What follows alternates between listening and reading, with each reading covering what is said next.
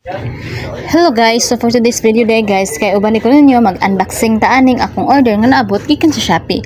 So kani nga order nako guys, naglagot jud ko ani pag-ayo ug na-disappoint kay ko sa seller ani guys. So naglagot jud ko pag-ayo sa seller ani kay ngano kulang ang item nga iyang gipadala sa kuha, pulo ka buok.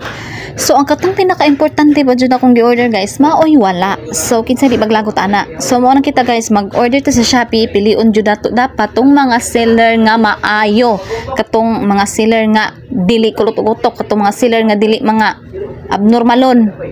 Kay maglagot ta, kay sakto atong gibayad unya padalaan ta og item nga kulang-kulang.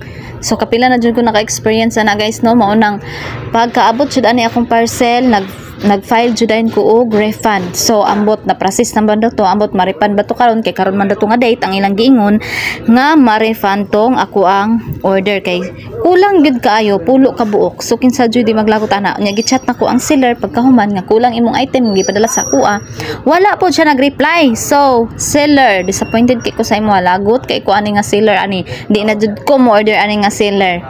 Mo nang dapat guys, mag-order mo dito mo sa katong seller nga katong maayo kayo nga seller, katong kumpleto og tama ang mga item nga inyong gipang order nga maabot sa inyo ha.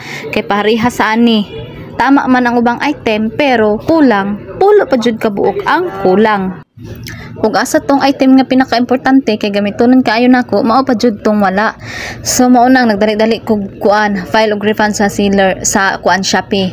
Nya karon datong adlaw ilang giingon nga ma-refund. So maayo unta guys no og ma-refund. So mao lang to guys, nga unta og kamo pod og mag-order mo, pilian ninyo tong mga seller nga mga maayo nga seller, dili ng mga kuluton.